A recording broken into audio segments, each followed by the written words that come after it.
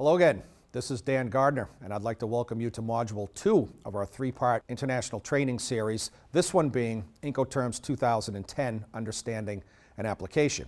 I hope you had the opportunity to look at our international sales contract presentation as well, because this presentation, as well as the third on letters of credit, builds upon that original presentation on international sales contracts. When we talk about Incoterms, you'll see that when we go from contractual commitments to tactical execution, the physical movement of goods, Incoterms become more and more important. So that's a theme there. Incoterms have to be present from the very beginning of an agreement, starting with your international sales contracts. So let's get the show on the road. As we said in our first presentation, and I will say again in the third, for purposes of our second presentation, this is for educational purposes only, should not be construed as any type of legal advice. We are not lawyers. So for our agenda, 3 bullet points. An introduction to Incoterms. Where did they come from? What was their intent? What do they mean in the age of globalization? Number 2, things that haven't changed about Incoterms since their founding in 1936, what you always need to know. And then we're going to go over the actual 11 Incoterms with some good visual displays there that will help people to understand exactly how things happen and where they happen in a global supply chain. So, as an introduction, Incoterms were established in 1936 by the International Chamber of Commerce. We've mentioned the ICC on a couple of occasions, beginning in our first presentation, because they have publications on the formation of contracts. Certainly, the Incoterms 2010 publication is put out by the ICC, and also the rules governing letters of credit are published by the ICC. So whether you're new to international trade or a veteran of international trade, and it's important to state that we have no commercial affiliation with the ICC whatsoever, it's just important that you know who they are and what they do. So Incoterms came out in 36 under the ICC. Why? To provide a set of rules to guide people, international traders, provide them with a set of rules that would govern things like who's responsible for the well-being of the goods in transit, who pays for transportation along the way, and who has to do all these things to make sure the goods actually move. Contract with steamship lines, get ocean bills of lading. The Incoterms tell us all of those things. So there were a set of rules. However, we all know that rules were meant to be broken. So if I have a coffee seller in Brazil dealing with a coffee broker in Rotterdam and something goes wrong, how do we enforce the Incoterms? One person's in Holland, the other person's in Brazil. Rules were meant to be broken. What do you do? Here's the point, and here's the link back to our original presentation. When reference to a specific Incoterm is included in a legitimate and enforceable international sales contract, should anything go wrong about movement of the goods, who pays for what, etc., things are going to be interpreted pursuant to the ICC publication. That is the essence of Incoterms. Tie them back, bake them into your agreement, have them shown across your entire documentation trail, and you're in very good shape. But that was really the origin of Incoterms. This is the most important slide in this 20-odd slide presentation because it tells us exactly what Incoterms do. And you'll notice from the very beginning that we're talking about the seller's delivery obligation. I'm in the first bullet point here. The seller being the exporter, the actual shipper. Delivery obligations. So what does the seller have to do to meet their delivery requirements pursuant to the Incoterm that they chose? Important to point out that what we think delivery means probably is not what it means under Incoterms. It's a completely different ballgame. More on that in just a bit. But don't think in terms of delivery as being to a place of business or to someone's home for e-commerce. That's not necessarily what delivery means under Incoterms. More on that in just a little bit. But what does the seller have to do pursuant to Incoterms to complete delivery? 3 things that Incoterms cover, and we have them in our hash marks on this slide. Identify, Incoterms, identify the physical place in the supply chain where risk of loss or damage to the goods shifts from the seller to the buyer. And again, it doesn't necessarily have to be the buyer's facility. Could be a bunch of different places along the logistics chain. But risk of loss or damage, transfer of risk of loss or damage. That's point number 1. Point number 2, at what physical place in the supply chain does responsibility for transportation, customs, and related charges shift from the seller to the buyer? Who pays for what? Ocean freight, customs clearance, local deliveries. I don't know who pays for what. But show me a given transaction, show me an international sales contract with a specific Incoterm in it, and then we could tell you for sure. Third point, who is responsible between the seller and the buyer for executing certain functional activities? Provision of documents, coordination of transportation, inspection of the goods, customs clearance at destination, insurance. The list goes on. And they're actually listed in their entirety in the ICC publication. But for our purposes right here, we're talking about who is responsible for these specific functional activities. I don't know. Tell me the Incoterm, and then I can tell you for sure. So to summarize this slide, very important, Incoterms do three things. Identify the physical location in the supply chain where risk of loss or damage shifts from the seller to the buyer. That is not transfer of title. Transfer of risk and transfer of title, two different things entirely. We're talking about transfer of risk. Goodness forbid a container gets washed overboard on a ship, or goods are stolen in a port or at an airport. Who's responsible for that? Don't know. Tell me the Incoterm, we'll know for sure. So transfer of risk or loss. Second, the identification of the physical place in the supply chain where responsibility for transportation, customs, and related costs shift from seller to buyer. And then thirdly, who has to do all these things to make sure that the goods actually move, arrive, are cleared, and get out to the buyer?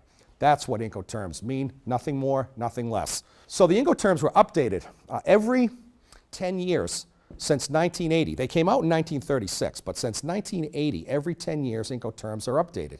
Most of the updates you see from 2000 to 2010 have to do with e-commerce and the allowance for digital commerce and sending documents as PDFs and things of that nature.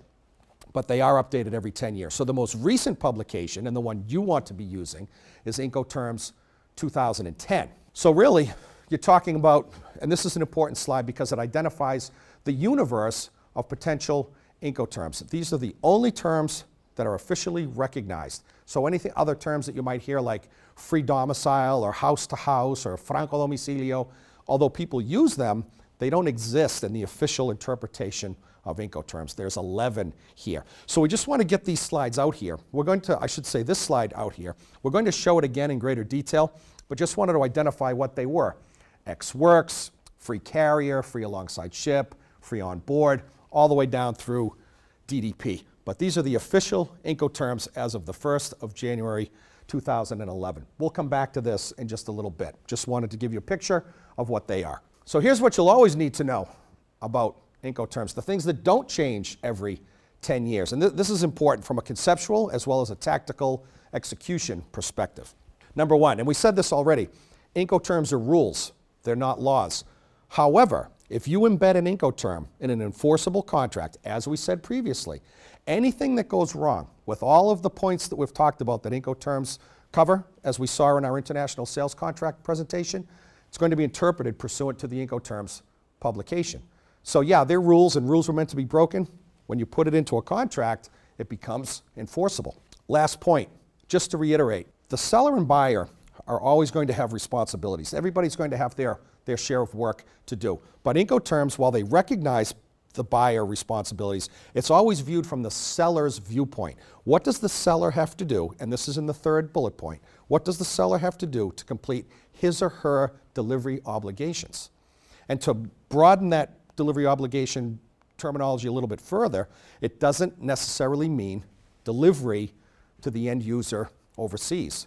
Goods can be delivered at any point in the supply chain. That's what makes Incoterms and their understanding so unique and so important. What does delivery really mean? This is hugely important, and I'll give you the caveat from the get-go. Delivery equals transfer of risk under Incoterms. That's the main point, and you can see it in the final bullet point on this slide. It's synonymous. Delivery means transfer of risk. So the question becomes, where does transfer of risk take place? I don't know. Show me an Incoterm in a contract, and then we'll know for certain. But in today's world, where we can buy goods online or engage in B2B, business-to-business commerce, we have a concept in our mind, understandably so, that delivery means to the final destination. I buy something online, I want it to come to my place of business or to my home. That's reasonable. Under international trade, under Incoterms, that's not the case. Delivery can happen at the door of a factory. It can happen at the customer's final destination depending on the Incoterm that you choose. This is really important. Transfer of risk can take place at origin or destination, depends on the Incoterm. So let's see. First of all, and we already said this, we should never assume that we understand what delivery means. Get that Amazon.com concept of delivery out of your head, because that's not necessarily what it means. Within second bullet point, within the context of Incoterms, doesn't necessarily mean up to final destination. In fact, in 9 out of 10 scenarios, it's not going to mean that the seller is going to deliver somewhere else prior to final destination. You have to negotiate that between buyer and seller to make that determination. The best way to negotiate that is to understand what it really means. That's why we're doing this right now. Under Incoterms, delivery can occur in either origin or destination, as we'll see when we go through the 11 Incoterms. But the key point here, when you think about delivery under Incoterms, think about transfer of risk. Risk of what? Loss or damage to the goods. So I, as an exporter, may be selling walnuts out of the Central Valley of California. When do I deliver? When does the transfer of risk take place? Might it happen in the port of Oakland? Maybe, depends on the Incoterm. Might it happen at the port of Durban in South Africa? Possibly, depends on the Incoterm. Could it be at the customer's warehouse in South Africa, 100 kilometers from the port? Could be, depends on the Incoterm. So delivery can take place at origin or destination, but for our purposes, delivery equals transfer of risk. So we're back to this slide again, intentionally, because we're going to break it down a little bit. Incoterms 2010 organizes Incoterms by mode of transport. There are certain Incoterms that can be used for any mode of transport, air, ocean, rail, truck, or a combination thereof. And then there are other terms that can only be used for maritime transport. We didn't organize it in that way because we want to illustrate the sequential nature of Incoterms, and that sequence being the amount of responsibility on the seller. But important to note that Incoterms 2010 does organize the book by mode of transport. So, just to quickly point out, the Incoterms that can use only maritime or waterway transport are free alongside ship, free on board, cost and freight, cost insurance and freight, and that's it. The rest of them can be used for any mode of transport. Just as a brief aside. We want, as I said, to organize these slides because it's a sequential representation of the amount of risk that the seller is engaging in. Lowest risk to highest risk. So let's have a look at this slide. Starting with Ex Works, that represents the lowest amount of risk to the seller. Basically, the seller makes the goods available at his or her dock in the country of origin, and the buyer takes over from there. Delivery has taken place there. Moving on to what has sometimes been referred to as the F category, free carrier, free alongside ship, free on board. The seller is assuming a little bit more responsibility. Important to note, if you look at the end of every Incoterm, you'll see reference parenthetically to a physical port or place at either origin or destination. This is hugely, hugely important. When you reference an Incoterm in your contract, in your documentation, just putting that name, Ex Works or FOB, it's not enough. You have to list the physical place in the supply chain that relates to the Incoterm that you chose. So let's talk for a moment about the exportation of walnuts from Northern California using the port of Oakland. Good illustration. Look at the FOB Incoterm here, fourth bullet point down. Parenthetically, it asks for a named port of shipment. If we just said FOB, how is anyone to know what port it's going to move out of? When we name a port, the proper Incoterm here would be FOB Port of Oakland, because that FOB term is asking for a named port. Conversely, look at CFR. Parenthetically, a named port of destination. So now we're talking about extending the seller's responsibility. So the link between the actual Incoterm and a parenthetic reference to a named port or place at either origin or destination, really, really important. For purposes of this slide, because we don't want to linger too much, it's a progression, as I said a moment ago. So starting with Ex Works, least amount of responsibility to the seller. The F terms build upon that responsibility.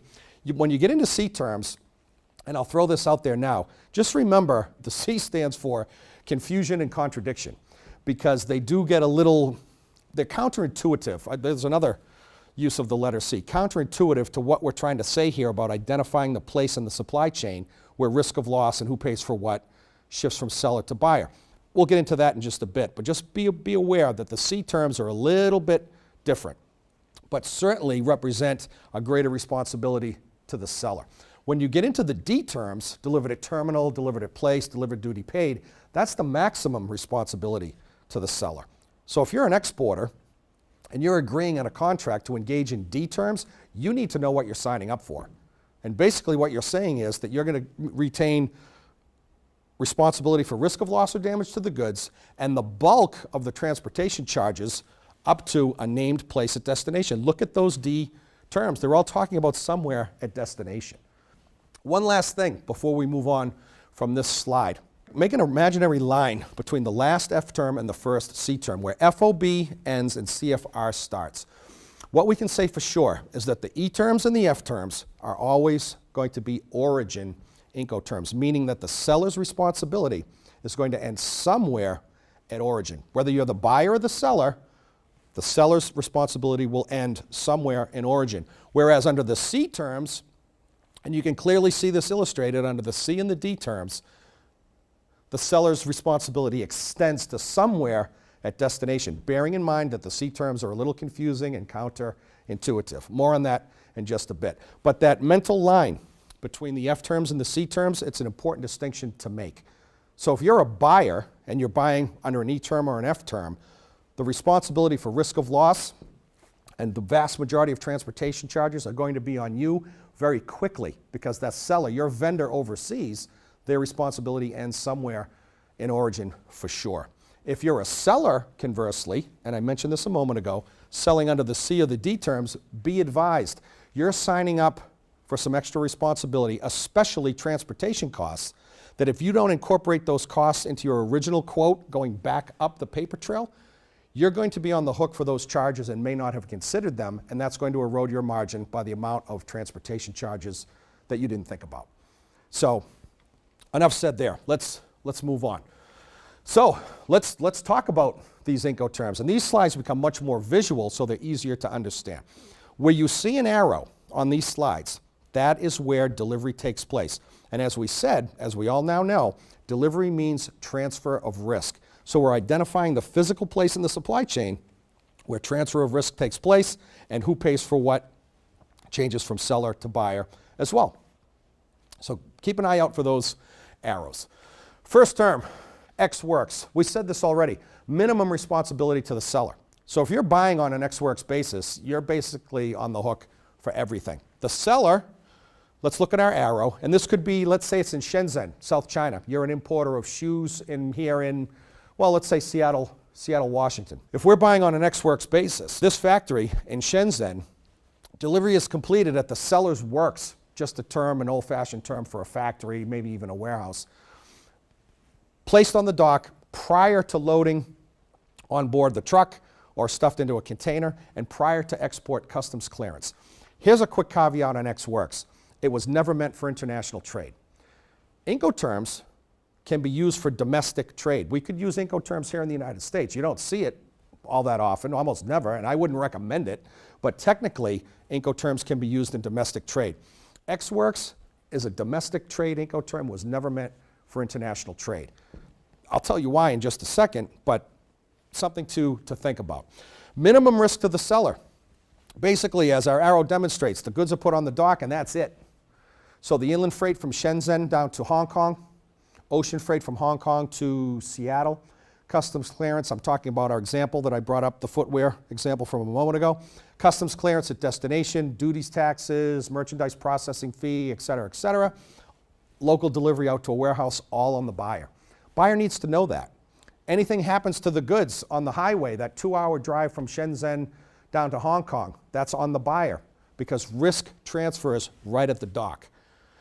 Now, second bullet point here, delivery occurs when goods are made available at the seller's facility. Third bullet point, seller is not responsible for export customs clearance or loading the truck. In the real world, that's never going to happen. The seller is going to load the truck as part of the service that they're providing and engage in export customs clearance. If I sell in the United States, let's flip this transaction around. If I'm an exporter in the United States and I want to sell on an Ex Works basis, even though Ex Works says that I don't have to engage in export customs clearance, which, without going into too much technical detail, is the AES filing, the Automated Export System filing that has to be done here in the US. The US government says, we're really not interested in what Incoterm you're using. The seller, the shipper, has to do that AES filing. So there's going to be certain, in limited cases, certain sovereign law that supersedes the meaning of Incoterms. So there's Incoterms, and then there's the real world. Ex Works being a good example of that. But important to point out that technically the seller doesn't have to do the AES filing in the US or its equivalent in other countries around the world, nor load the truck. In the real world, yeah, they do. So Ex Works, domestic Incoterm. What's your option if you want to avoid all that confusion? Well, notice here on this slide there are 3 arrows. Well, how can that be? The delivery point can only be one place. That transfer of risk can only be one place, right? Well, yes and no. Because under FCA, free carrier, the definition of carrier is really what drives the conversation. So a carrier can be the truck that comes to pick up the goods. That's arrow number 1. A carrier can be a freight forwarder's facility, for sure. That's arrow number 2. Or goods can be delivered to an airline directly or to a container yard at an ocean port. Of course, airlines and steamship lines are definitely carriers. So how you identify the carrier here is what's most important. In any of the 3 cases, the seller's delivery obligation is going to end somewhere in origin. That is for sure. There's no such thing as FCA customer site in Berlin, Germany. That just doesn't work. FCA is an origin point. These are all origin points, as you can see in our graphic. There can be more than one. The seller's facility, forwarder's facility, port, or airport. You as the buyer or seller have to determine what that is. Again, parenthetically, you have to name a port or place at origin or destination to make the Incoterm complete. The best illustration of why you need to do that is the free carrier term. Otherwise, you'll find yourself in a situation where you as the seller thought, oh, I thought it was free carrier my factory, and I'm in Burlington, Vermont. And the customer thought, oh, I thought it was free carrier, the freight forwarder down in Miami because I'm in Caracas, Venezuela, and I thought you were going to pay the trucking from Caracas, I should say from Burlington down to Miami. Lots of finger pointing, lots of money left on the table, lots of expenses incurred, lots of risk up in the air based on a simple omission of reference to a physical place at origin or destination. So remember, your Incoterm has to have not just the term itself, but reference to a named port or place at origin or destination. FCA clearly illustrates that. FCA also relieves us of the burden associated with Ex Works. This whole idea, well, the seller doesn't have to load the truck, doesn't have to do the export customs clearance. Forget all that. Use free carrier, because under free carrier, the seller does have to do those things, whether it's free carrier their facility, free carrier forwarder, or free carrier at the port. The big difference for free carrier is the inland freight, obviously. I just used the illustration of Burlington, Vermont down to Miami, but it could easily be from Paris to the port of Le Havre for an ocean freight shipment.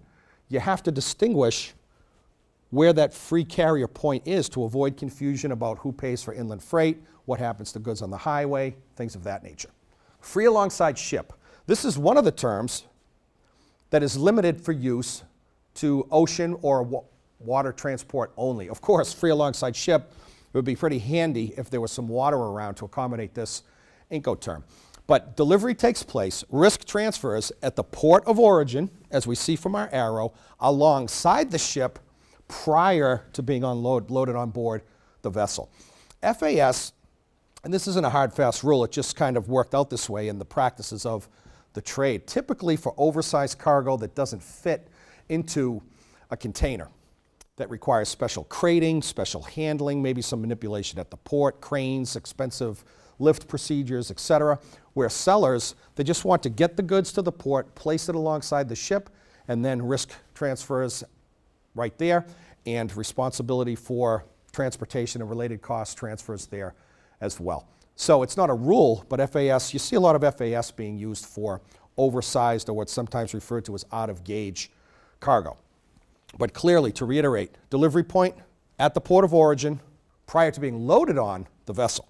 FOB, probably, well, not probably, definitely the most misunderstood, misused Incoterm in the history of Incoterms for a couple of reasons. Number one, FOB, and it was one of the original Incoterms in 1936, was always meant for ocean transportation.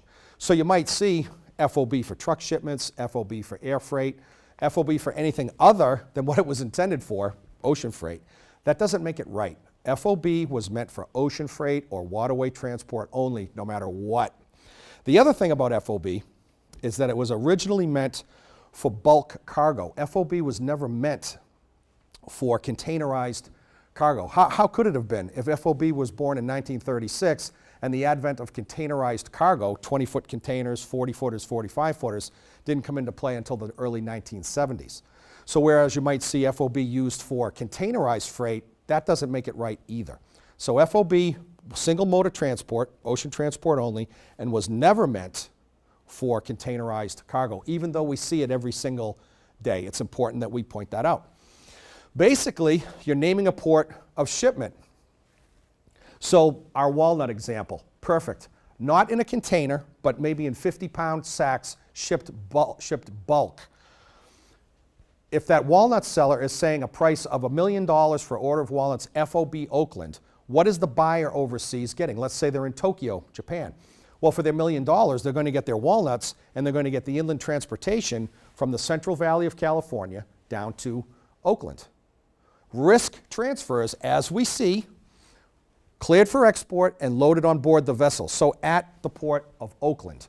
But again, FOB, meant for ocean freight only, and not meant for containerized cargo. What's your substitute option if you want to use containerized cargo? It's FCA, like we saw a moment ago. FCA, the port, you can use. That's the substitute for containerized cargo using maritime transport. Not FOB Oakland. Let's say it was containerized cargo of, pick a commodity, wearing apparel. You could sell FCA Port of Los Angeles all day long for exports of wearing apparel going out of the country. Group C.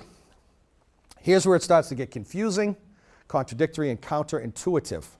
The C terms, of which there are 4, CFR, CIF, CPT, and CIP, which we'll define in a moment, have a certain characteristic, and that is to say, and look closely at this slide, whereas under all circumstances, all 4 scenarios, the seller is contracting to pay for transportation up to a named port or place somewhere at destination, risk transfers at origin.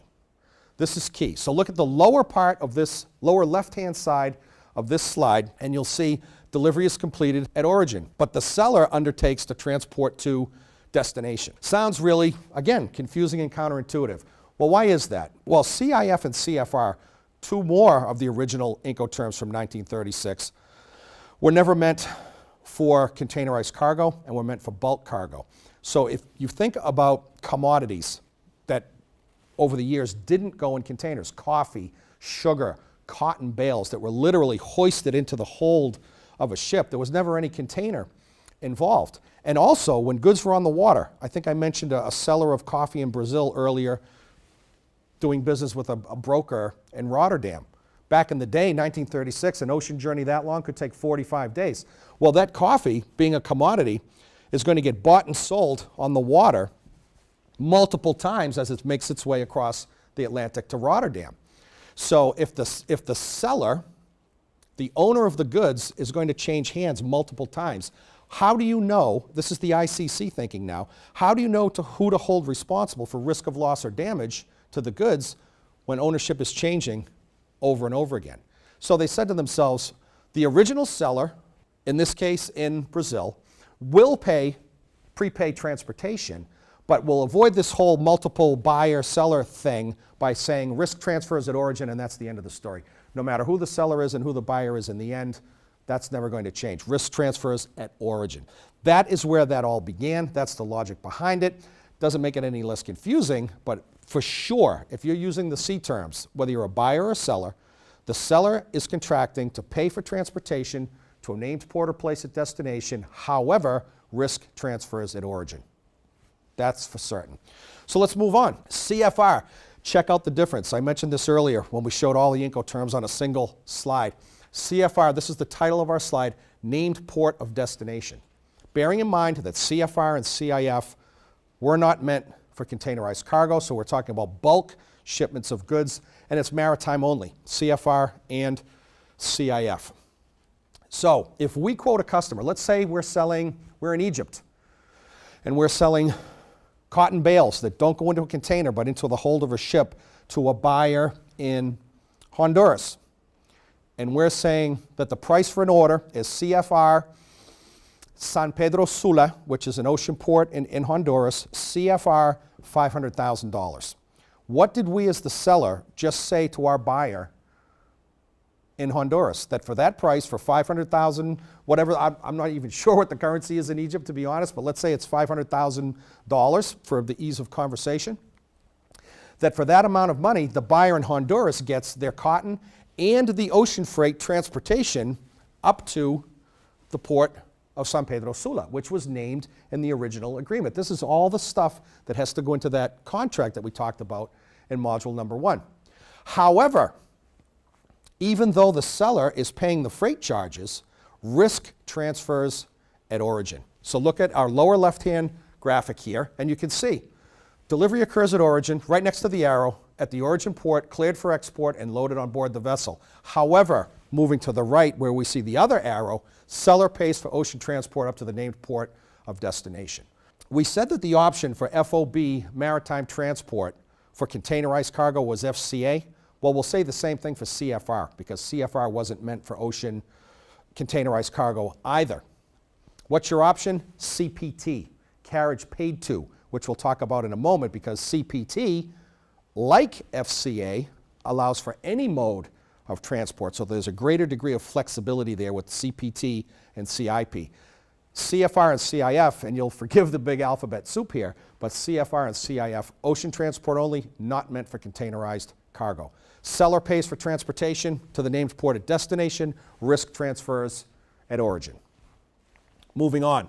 CIF, same idea, same concept as I just said. The only difference is that the quote includes made to, let's stick with our Egyptian cotton example. If it was $500,000 CIF San Pedro Sula, that $500,000 would have included the cost of the cotton, the ocean freight to get it to San Pedro Sula, and minimum cover insurance. The only two Incoterms that talk about insurance are CIF and CIP. Under no circumstances do the other 9 Incoterms require, as part of the Incoterms rules, that the seller or the buyer take out insurance. There's only 2, as I said, CIF and CIP. What that means is that the seller isn't taking out insurance for his or herself. The seller is taking out minimum cover insurance on behalf of the buyer. This is an important aside that we need to get out there.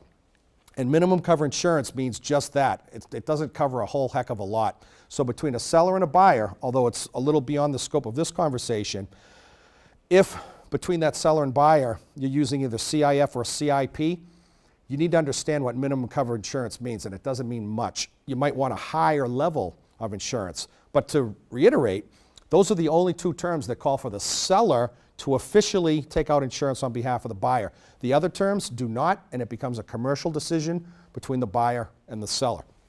But CIF is the same, as I said, the same drill as CFR.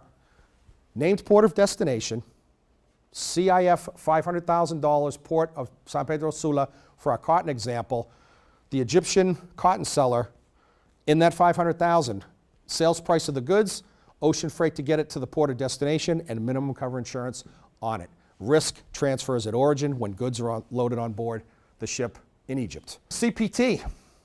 The good thing about CPT and CIP is that they can be used for any mode of transport or combination thereof. So there's no more requirement just for ocean freight or can't go in a container. You can sell CPT for ocean freight, for air freight, for truck, for rail, or any combination thereof. That's why when you look at the title to this slide, it doesn't say CPT named port of destination, it's a named place of destination. So could we sell high value medical equipment going from the UK from London to Kuala Lumpur? Via air freight, most definitely. We would quote on a CPT basis, named place of destination, maybe it's the airport, maybe it's the customer site. The only requirement is that it's somewhere at destination. You could choose to send it to the customer site as the seller in the UK. You just need to know that ahead of time and account for the cost associated with it. What the C terms, none of them do, is put the seller on the hook for customs clearance at destination. None of the C terms require that the seller pay customs clearance, duties, taxes, value-added tax at destination. There's only one Incoterm that requires that, and we haven't gotten to it yet. But just to get it out there, the C terms do not require that.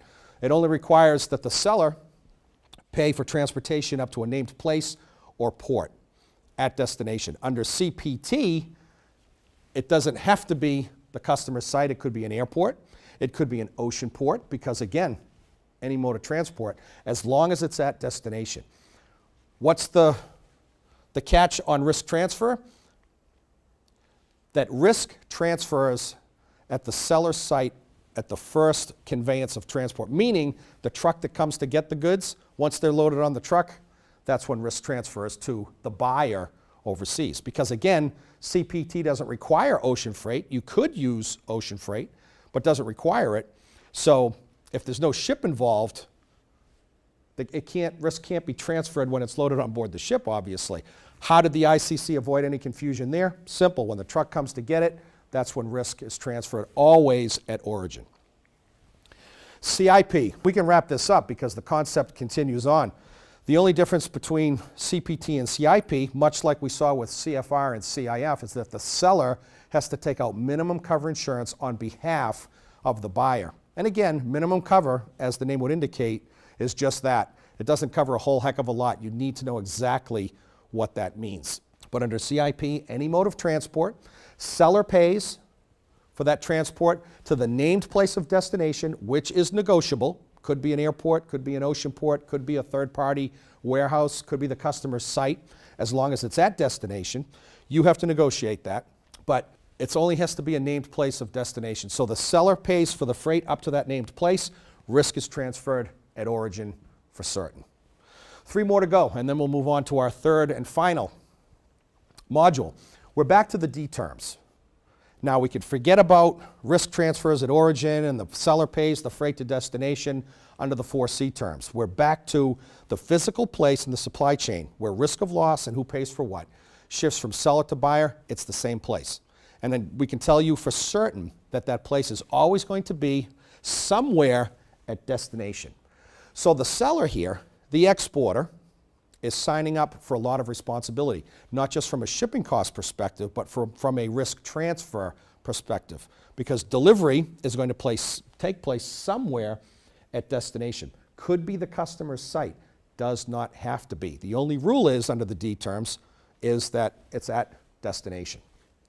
So DAT, this is one of the new terms that came out in 2010, a named terminal at port or place of destination. We're back to having one arrow, and as we said, the seller is responsible for risk of loss or damage and transport up to a named terminal at a port or place of destination offloaded. So if I'm an exporter in Sydney, Australia, and I'm going to use air freight to a customer of mine, what country, where haven't we gone yet? To Barcelona in Spain.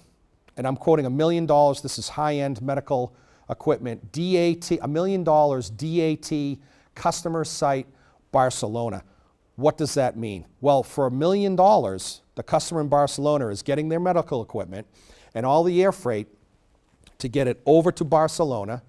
They, as the buyer, are responsible for customs clearance. This does not involve customs clearance by the seller. However, because the seller engaged to deliver to the customer's site, once goods are cleared, they then pick up responsibility for risk of loss or damage and the inland freight to the customer's site.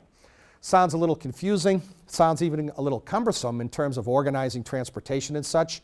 Well, an option around that is for the Sydney seller, the Australian seller, to say, Mr. or Ms. Buyer in Barcelona, yes, I will sell you on a DAT basis, but it's going to be DAT the airport, because I don't want to engage in local deliveries over there. That's a negotiation point. You can also use DAT for ocean freight. But the way DAT has kind of rolled is and it's not a hard, fast rule, is that DAT usually ends at the first port of entry. So yeah, can you say a port or place, a terminal or port or place at destination extending to a customer site? Yeah, I suppose technically you could. But what we're talking about here is that DAT airport scenario or a DAT ocean port scenario where the goods are actually offloaded from an aircraft or from a ship. That's an important stipulation. So DAT is it's not a hard, fast rule, as I said, but it's typically being used now because it's one of those newer terms where it's a first port of entry type situation. But one thing's for certain, and that is that the seller is responsible for the well-being of the goods and all transport-related charges up to that named terminal at port or place of destination offloaded from the main mode of transport. What is more normally seen for deliveries to actual destination, to a customer's site, is DAP. It doesn't have to be that way, but in actual practice, it's kind of panning out to be so. So let's use our same example, going from Sydney to Barcelona under a DAP term out to the customer site. Most definitely you can do that. Gets to the customer site not offloaded. Again, the seller under DAT or DAP is not required to engage in customs clearance or incur any expenses associated with that exercise. That's on the buyer for sure. But the seller can engage to retain risk, responsibility, and pay the freight to a named place of destination, depending on what that negotiated named place of destination is. So there's a little bit of a difference between DAT and DAP, where DAT kind of becomes, as I said, that first port of entry type of scenario where the goods are offloaded from a ship or an aircraft, whereas DAP might be a little more inland to a third-party warehouse or even to a customer's site. It includes that expense, but does not include customs clearance, as we said, under either scenario, but the seller is paying that inland freight from, let's say, Barcelona airport, could be 300 kilometers out to the customer's site. So an important distinction to be made there. And then finally, before we wrap up, DDP, or the full Monty, as we like to call it, from a seller's perspective. If a seller engages in a DDP transaction, they have to negotiate what the named place of destination is going to be. Could be an airport, could be a port, could be a third-party warehouse, could be a customer's site. The only rule is that it's actually at destination. Again, that needs to be negotiated. But once that seller signs up for that, they're responsible for everything, which is to say, risk of loss or damage to the goods to the named place at destination and all charges that go along with it, including customs clearance, duties, and taxes. There is but one Incoterm that requires the seller to engage in customs clearance and payment of duties, taxes on behalf of the buyer, and that's DDP. The other 10 that came before it do not require the seller to do that. DDP is an important Incoterm, but as a seller, you have to understand what you're signing up for. As a buyer under DDP terms, you have to understand what you're paying for. Because if you're buying, let's go to, what scenario have we not used yet? Let's say you're buying automotive parts out of Mexico into Canada on a DDP basis. I'm in Toronto, I'm the buyer, and I have an order for $1 million DDP Toronto. That means that the seller in Mexico for that $1 million is giving me my auto parts as well as the transportation, probably rail or truck, but you have to decide that too as well. Probably rail or truck from Mexico up to Toronto, plus customs clearance, duties, and taxes. Now the good news is there's a free trade agreement between US, Canada, and Mexico, NAFTA, that would probably preclude any payment of customs duties, but that doesn't matter because the seller in Mexico still has to engage in that customs clearance transaction. The question becomes, does the buyer understand that? Do they understand that for that amount of money, that's what they're getting, and are they actually getting it? And does the seller in Mexico understand what they signed up for? DDP is a very legitimate Incoterm. You just have to be careful in using it. So that's actually the last of the 11 Incoterms. But the message here is physical place in the supply chain. This is what the Incoterms tell us. Where risk of loss or damage, who pays for what, and who has to engage in certain functional activities shifts from the seller to the buyer. Bearing in mind that in almost all cases, it's not the actual destination, the buyer's facility. at destination. It can be, but it doesn't necessarily have to be. Delivery means transfer of risk under Incoterms. The C terms being that caveat that we talked about, and understanding from the very beginning, starting with an international sales contract, even before that, quotations to customers, that you have to bake an Incoterm into your quotation, and it must be consistently appear as complete, consistent, and correct across your entire documentation trail so that no confusion arises later on should things go awry with the well-being of the goods or questions about who pays for air freight versus ocean freight, things of this nature. Incoterms, the proper use of Incoterms can relieve you of a lot of heartache if it's done right and done early in a relationship. Thank you for tuning in. In the next module, our final module, we'll be doing letters of credit for importers and exporters. Thank you very much.